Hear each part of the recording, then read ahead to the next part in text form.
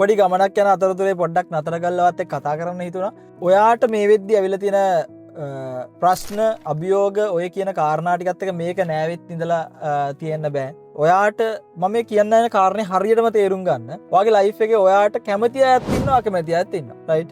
ඔයා හිතුවට මං කරන හැම දෙයකටම හැමෝම කැමති වෙන්න ඕන කියලා එහෙම වෙන්නේ නැහැ. ඒ නිසා එහෙම නොවෙනවා කියලා අපි දන්නවා නම් අපි ඒ විදියට හැඩ ගැහෙන්න වෙනවා. ඉතින් අපි කරන කොච්චර හොඳ වැඩක් වුණත් ඒකට කැමති මිනිස්සු වගේම අකමැති මිනිස්සුත් ඉන්නවා. ඒක කොච්චර සමාජයට හොඳ වැඩක්, ආයතනයට හොඳ වැඩක්, නැත්නම් තමන්ගේ ෆැමිලි ලයිෆ් එකට හොඳ වැඩක්, කාට හෝ හොඳ වැඩක් වුණත් ඒකට අකමැති මිනිස්සු, ඒකට දේවල් කියන මිනිස්සු, ඒ ගමන වළක්වන මිනිස්සු, ඒ දෙයට මඩ ගහන මිනිස්සු ගොඩාක් ඉන්නවා. ඒ වගේම හොඳ කියන මිනිස්සුත් ගොඩක් ඉන්නවා. ඉතින් මෙච්චරයි මම ඔයාලට කියන්නේ. ඔයා මේ යන ගමනේදී ඔයා කරන්නේ හරි දෙයක් නා. රයිට්? ඔයාගේ නම්බර් 1 කාරණේ ඔයාගේ හදවතට එකඟ වැඩක් නා. ඔයාගේ මේ සබාදහමට, මේ විශ්වයට එකඟ වැඩක් නා. ඔයා කරන දේ තුල මේ සමස්ත සබාදහමටම සාධාරණයක් නම් වෙන්නේ. ඒ සබාදහම ඇතුලේ අපි හැමෝම ඉන්නවා. මිනිස්සු, සත්තු, මේ හැමෝම ඉන්නවා. හොඳ වැඩක් නම් ඔයා වැඩ කරන ආයතනයට විශේෂයෙන්ම ඔයාද ජීවත් වෙන්නේ, ඔයා යමක් කරගෙන තියෙන ඔයාගේ ආයතනය නිසා, ඔයාගේ ආයතනයට වෙන්නේ හොඳ වැඩක් නම් හදවතින්ම ඔයා කරන්නේ ඔයාගේ ආයතනයක් කරගෙන යනවා නම්,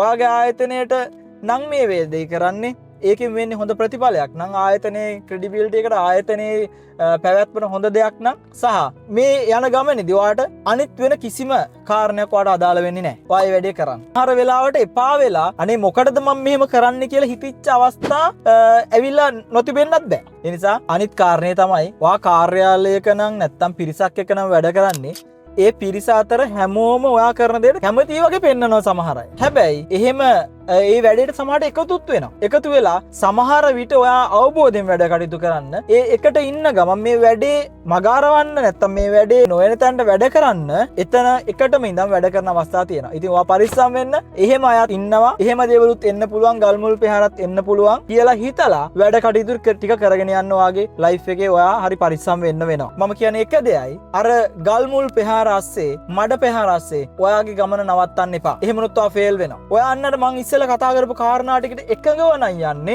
ඔයාට කිසිම බාධාවක් එන්නේ නැහැ. ඔයාක හදවතින් කරන්න. හදවතින් කරන්න. ඔයාට මේ විශ්වය, මේ සබාදහම් පවාට ආශිර්වාද කරනවා.